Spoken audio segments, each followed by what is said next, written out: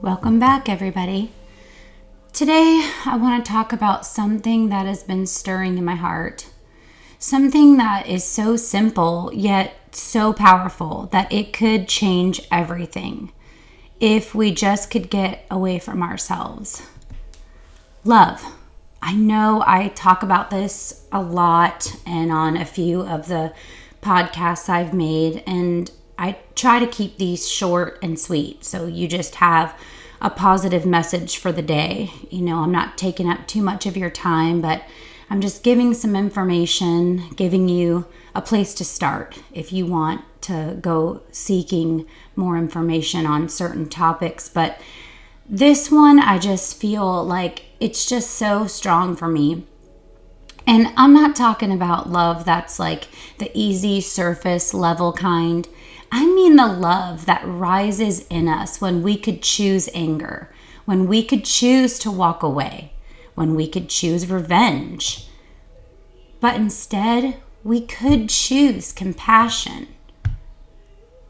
I look around at this world and sometimes I just don't understand how humans can choose to be so hurtful, so angry, and so cruel. And then I realize maybe they've forgotten. They've forgotten who they are, forgotten that love is who they were made to be. Because for me, love comes easily. And sometimes I wonder why that feels rare. I can't fathom how people go to anger and hurt and greed before love. When I get angry, I'm human. I get angry. I get very upset.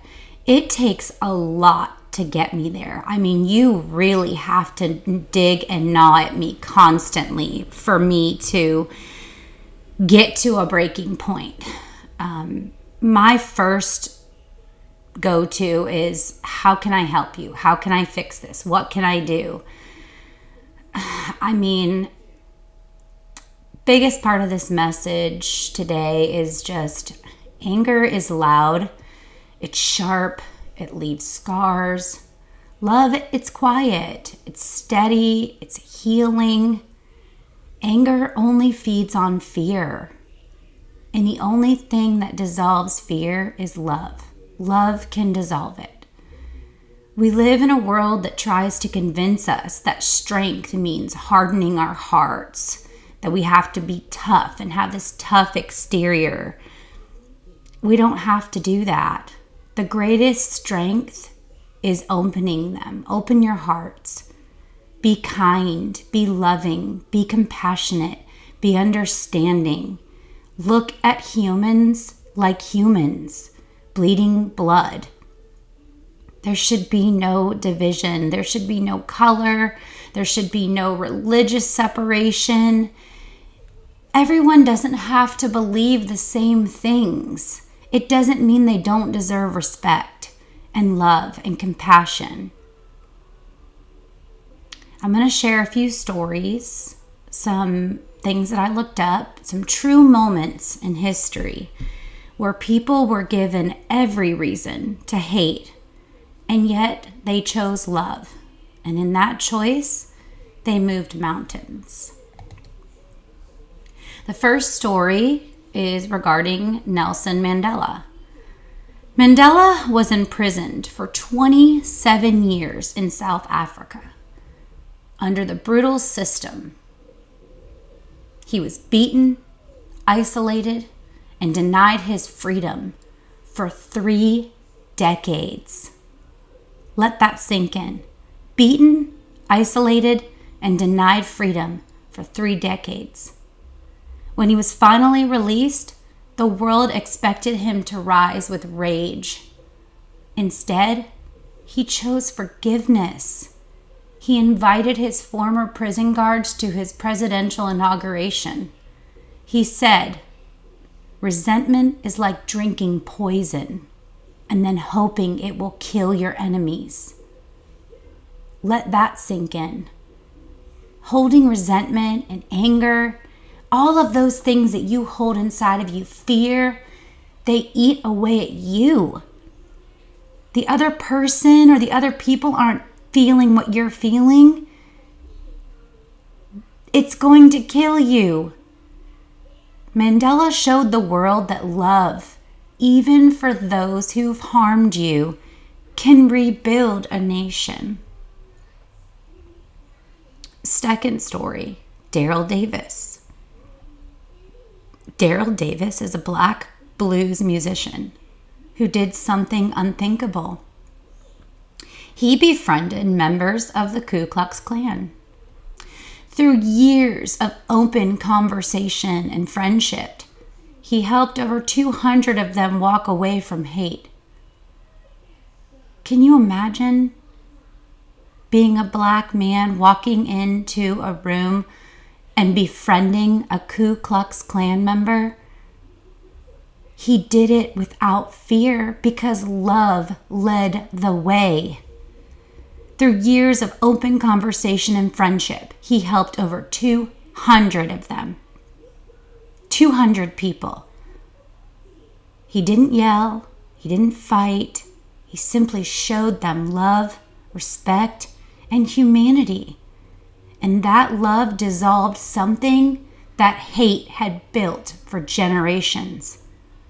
We can change the generational curse. We don't have to view things from a hate standpoint. Charleston church shooting. In 2015, a man entered a church in Charleston, South Carolina. He took the lives of 9 worshipers during Bible study, and it was an act born of hate. It came from hate. But in the courtroom, the families of the victims stood up and forgave him. One said, "You took something precious from me, but I forgive you. May God have mercy on your soul." They put it back to the Creator. They let God be the judge of what happens. They didn't need to carry that hate in their heart because they knew that it was toxic to them. It wasn't going to change him. Forgiving him was a part of what made them have peace. And that moment stunned the world. It was love. Love louder than bullets.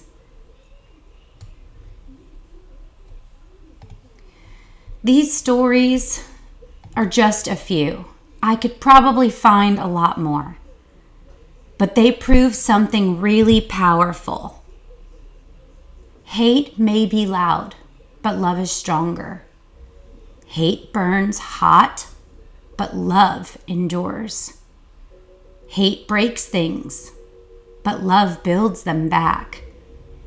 Every day we are offered the same choice: to wound or be a wound, or to be healed or a healer. I know which one I am.